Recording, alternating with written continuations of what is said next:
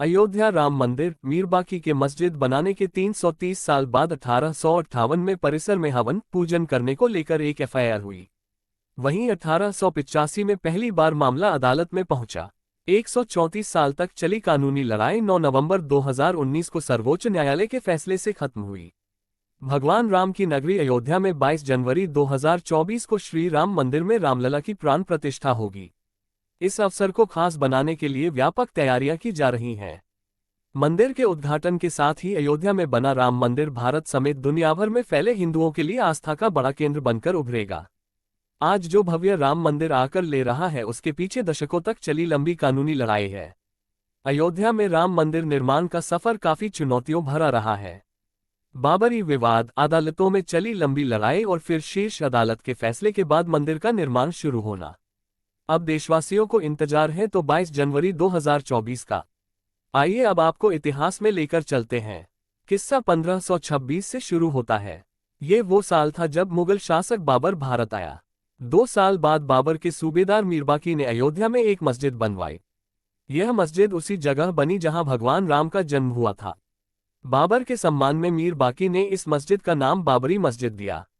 ये वो दौर था जब मुगल शासन पूरे देश में फैल रहा था। मुगलों और नवाबों के शासन के दौरान 1528 से 1853 तक इस मामले में हिंदू बहुत मुखर नहीं हो पाए। 19वीं सदी में मुगलों और नवाबों का शासन कमजोर पड़ने लगा। अंग्रेज हुकूमत प्रभावी हो चुकी थी। इस दौर में ही हिंदुओं ने यह मामला उठाया और कहा कि भगवान राम के जन्मस्थान मंदिर को तोड़कर मस्जिद बना ली गई।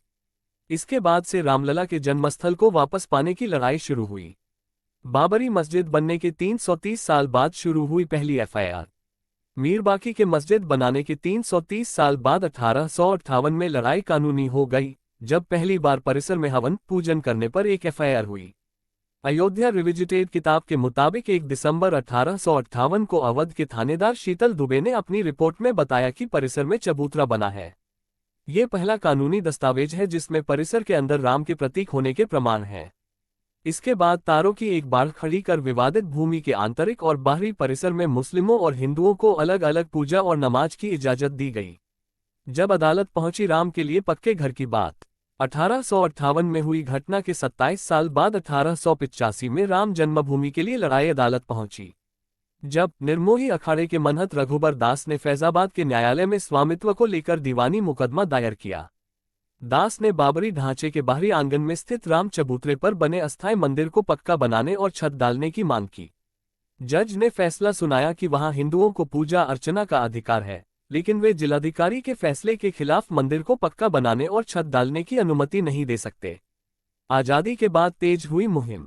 एक ओर जहां देश भर में अंग्रेजों के खिलाफ आंदोलन चलाकर आजादी लेने की मुहिम जारी रही, वहीं दूसरी ओर राम जन्मभूमि की लड़ाई भी जारी रही। देश के आजाद होने के 2 साल बाद 22 दिसंबर 1949 को ढांचे के भीतर गुंबद के नीचे मूर्तियों का प्रकटीकरण हुआ। आजादी के बाद पहला मुकदमा हिंदू महासभा के सदस्य गोपाल सिंह विशारद ने 16 जनवरी 1950 को सिविल जज फैजाबाद की अदालत में दायर किया। विशारद ने ढांचे के मुख्य गुंबद के नीचे स्थित भगवान की प्रतिमाओं की पूजा अर्चना की मांग की। करीब 11 महीने बाद 5 दिसंबर 1950 को ऐसी ही मांग करते हुए महंत रामचंद्र परमहंस ने सिविल जज के यहां मुकदमा दाखिल किया।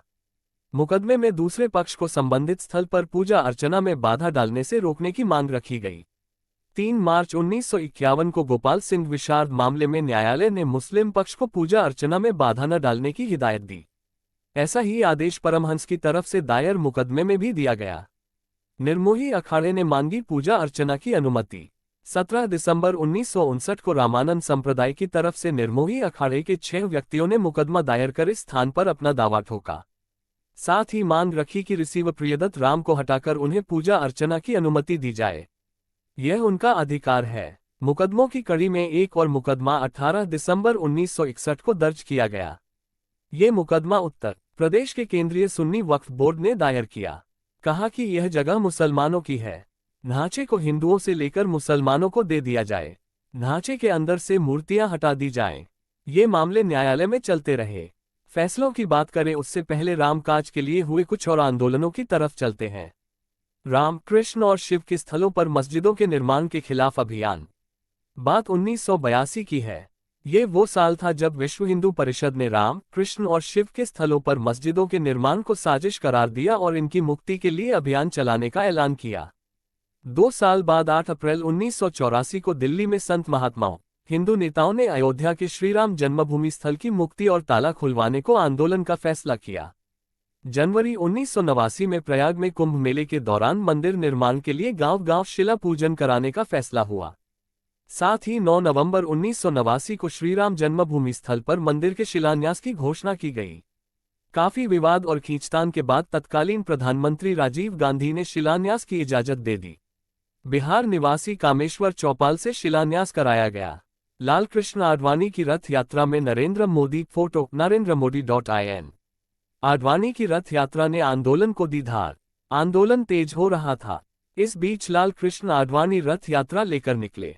इस यात्रा ने राम जन्मभूमि आंदोलन को और धार दे दी। देश की राजनीति तेजी से बदल रही थी। आडवाणी गिरफ्तार हुए। गिरफ्तारी के साथ केंद्र में सत्ता परिवर्तन भी हुए। भाजपा के समर्थन से बनी जनता दल की सरकार गिर गई। कांग्रेस के समर्थन से चंद्रशेखर प्रधानमंत्री बने। ये सरकार भी ज्यादा नहीं चली। नए सिरे से चुनाव हुए और एक बार फिर केंद्र में कांग्रेस सत्ता में आई। इन सब के बीच आई वो ऐतिहासिक तारीख जिसका जिक्र किए बिना ये किस्सा पूरा नहीं हो सकता है। विवादित ढांचा गिरा, कल्याण सरकार बर्खास्त। तारीख थी 6 दिसंबर 1992। इस दिन अयोध्या पहुंचे हजारों कारसेवकों ने विवादित ढांचा गिरा दिया।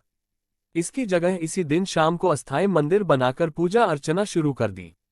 केंद्र की तत्कालीन पीवी नरसिम्हा राव सरकार ने राज्य की कल्याण सिंह सरकार सहित अन्य राज्यों की भाजपा सरकारों को भी बर्खास्त कर दिया। उत्तर प्रदेश सहित देश में कई जगह सांप्रदायिक हिंसा हुई, जिसमें अनेक लोगों की मौत हो गई।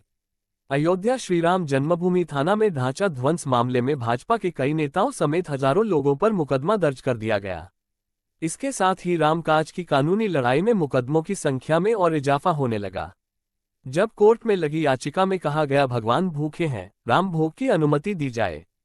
मुकदमों की बात हुई है तो फिर से कानूनी लड़ाई की ओर चलते हैं और बात फैसलों की करते हैं।